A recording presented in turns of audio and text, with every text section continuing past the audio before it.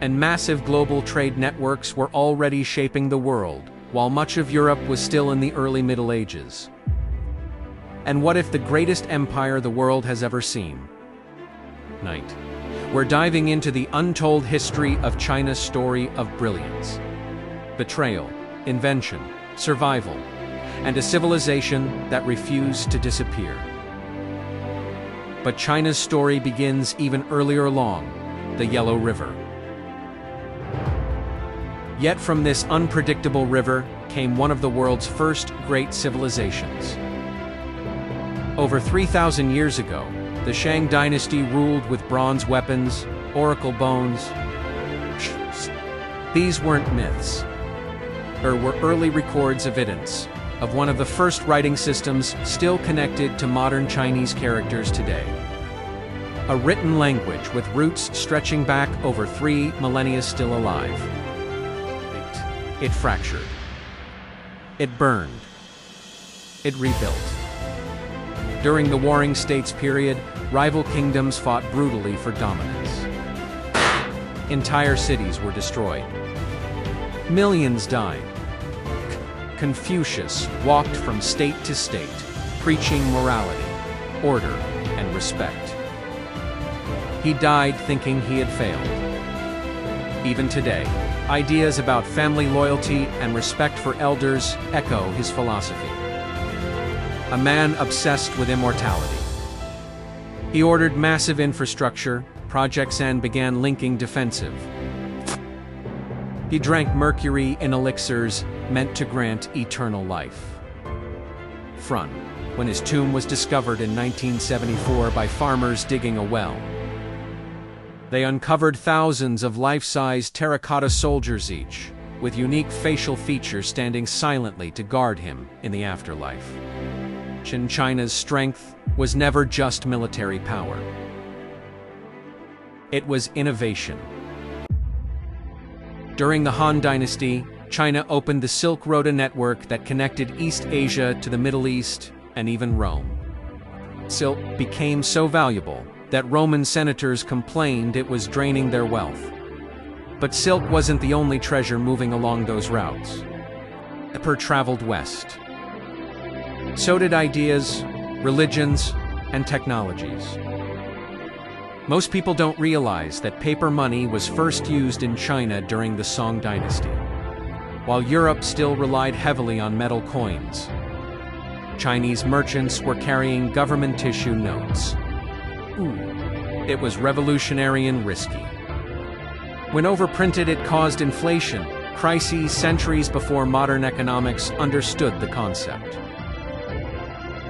Gunpowder was also invented in China originally by alchemists searching for immortality. Instead, they discovered an explosive that would change warfare forever.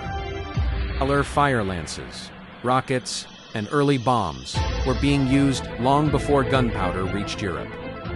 But then came the thunder from the north. In the 13th century, a man named Temujin united the Mongol tribes.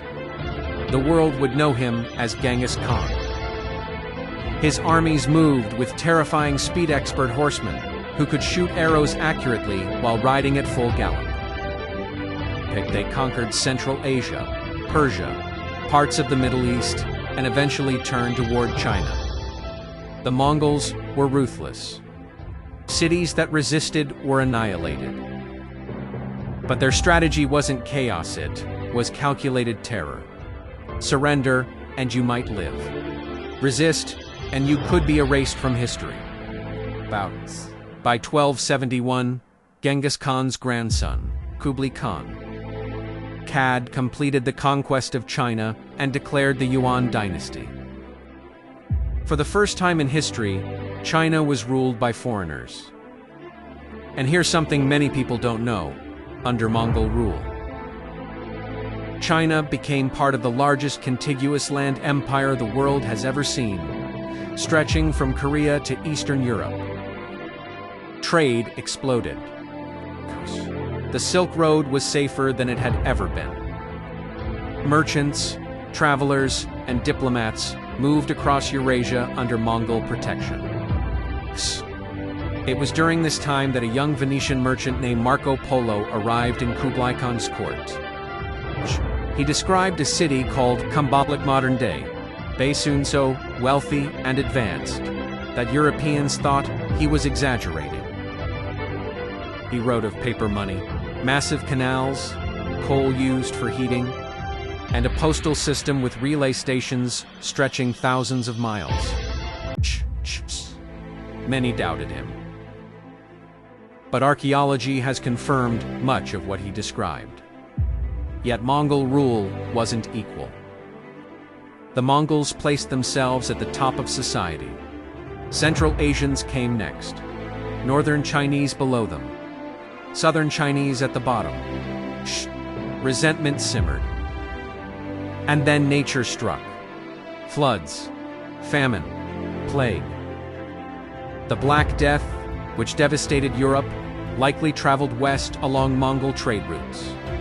The same networks that brought prosperity also carried disease. By 1368, rebellion erupted. A former peasant monk named Zhu Yuanzhang led a revolt that expelled the Mongols and founded the Ming Dynasty. From peasant to emperor, a true story. Under the Ming, China rebuilt with renewed confidence. The Forbidden City rose in Beijing, an enormous palace complex built with hundreds of thousands of workers. Admiral Zheng He commanded treasure fleet's massive ships that sailed as far as East Africa decades before Columbus crossed the Atlantic. Here, the twist. China had the capability to explore and dominate global trade long before European empires rose. But internal politics shifted. The voyages stopped. Shipbuilding was restricted. China turned inward. Meanwhile, Europe surged outward. Centuries later came humiliation, the Opium Wars of the 19th century.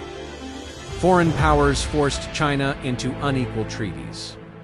Territories were carved away. And the once proud empire weakened under internal rebellion and external pressure. The Qing dynasty fell in 1912. Civil war followed. Invasion by Japan brought unimaginable suffering. Then revolution reshaped the nation again in 1949. Through dynasty, conquest, collapse, invasion, and revolution, China endured. What makes China's history so powerful isn't just its age. It's its resilience. It survived Mongol domination. It survived internal corruption. It survived being technologically ahead of the world and later falling behind. It absorbed conquerors. In fact, many Mongols eventually adopted Chinese culture. The conquerors became part of the civilization they once ruled. That's something few empires achieve. China's story is not a straight line of glory. It's cycles of unity and division, innovation and isolation, triumph and tragedy. And maybe the most untold truth of all is that history isn't just about who conquers. It's about who lasts. The Mongol Empire once stretched across continents, but it fragmented within generations. China fractured many times, but it always reassembled. From oracle bones to gunpowder. From terracotta armies to treasure fleets. From Mongol Khans to modern megacities, this civilization has continuously reshaped itself without losing its identity. And that's what makes its untold history not just a story of power, but of survival. Because in the end, the greatest empires aren't the ones that burn the brightest. They're the ones that refuse to disappear.